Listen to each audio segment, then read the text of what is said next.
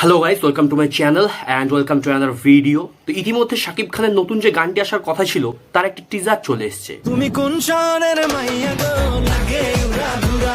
তো এই যে গানের টিজারটি দেখলাম, এটা দেখার পর এটাই বোঝা যাচ্ছে যে গানটা অ্যাকচুয়ালি পার্টিতে হয় না, ওই রকম গান, মানে পার্টিতে যে গানগুলো হয় সেই রকম অ্যাকচুয়ালি এই গানটা। তো এই গানটির মধ্যে আমরা যাদেরকে দেখলাম নতুন করে বলার কিছুই নেই, শাকিব খান সঙ্গে মিমি চক্রবর্তী ছিল, এবং ওনাদের যদি ড্রেস আপটা দেখা যায় না, পুরো পার্টিতে যেমন ড্রেস আপ হয় সেম ড্রেস আপ। তুমি কোন শহরের মাইয়া গো লাগে উড়া ধুরা।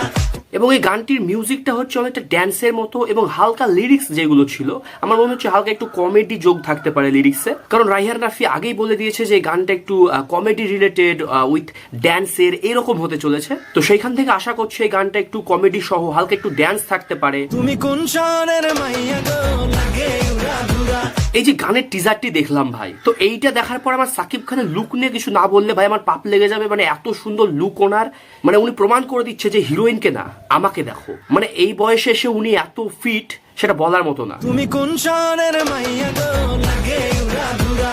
মানে ওনার নিজের যে আলাদা একটা অ্যাটিটিউড, আলাদা একটা সোয়াগ, ওই যে একটা হিরো হিরো ভাব, সেটা পুরোপুরি কিন্তু এই গানের মধ্যে সাকিব খান ভাই তুলে ধরবে, আমি টিজ দেখি সেটা বলে দিচ্ছি। এবং এই গানে হিরোইন হিসেবে ছিল মিমি চক্রবর্তী, তাকে নিয়ে নতুন করে আর কি বলবো, উনি সবসময়তেই গর্জিয়াস লুকিং এবং ওনার অভিনয় সুপার লাগে আমাকে পার্সোনালি। ওনার কয়েকটা সিনেমা আমাকে ভাই সুপার লেগেছে, যেমন বোঝানা সে বোঝানা থেকে শুরু করে আরো অন্যান্য যেসব সিনেমাগুলো রয়েছে সেগুলো ভাই আমাকে খুবই সুন্দর লেগেছে। পুরো গানটা কবে আসবে সেটা অ্যাকচুয়ালি বলা হয়নি, আমার মনে হলো সেটা বললে হাইপটা আর একটু বেশি হতো, মানে একটা আগ্রহ নিয়ে থাকতাম যে এই তারিখে গানটা আসবে, সেটা কিন্তু বলা হয়নি, এটা লেখা ছিল কামিং সুন। তুমি কোন শহরের মাইয়া গো লাগে উড়া ধুরা।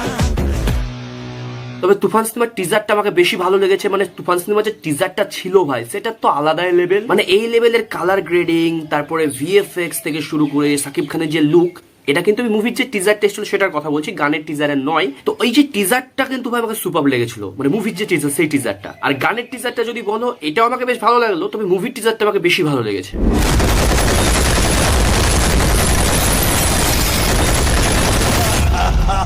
আমি আশায় রয়েছি পুরো গানটা ভাই কবে আসবে, কবে আসবে ভাই, মানে একটা অতি আগ্রহ নিয়ে বসে রয়েছি ভাই। মানে রাইহান রাফির কাজ সঙ্গে শাকিব খান, মানে হয় না যে তুমি অতি আগ্রহ নিয়ে বসে থাকো, সেই সময় ভাই সময় পিছিয়ে যাচ্ছে, সেটা ভাই আমার সঙ্গে হচ্ছে। কবে আসবে ভাই? তুমি কোন শহরের মাইয়া গো লাগে উড়া ধুরা।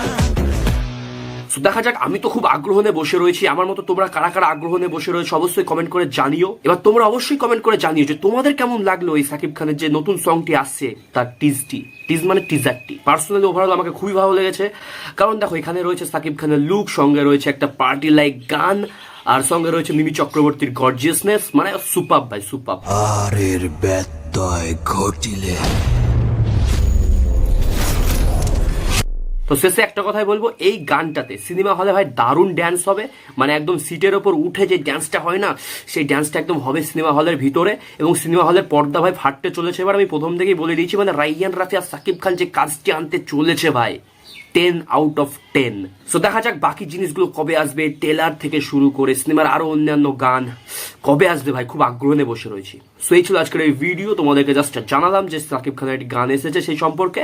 তো কেমন লাগলো জানিও কমেন্ট করে, আর Shakib Khan related, Bangla cinema related আরো ভিডিও পেতে চ্যানেলটিকে অবশ্যই সাবস্ক্রাইব করো। সো দেখা হচ্ছে পরের ভিডিওতে, ভালো থাকবে, সুস্থ থাকবে, বাই।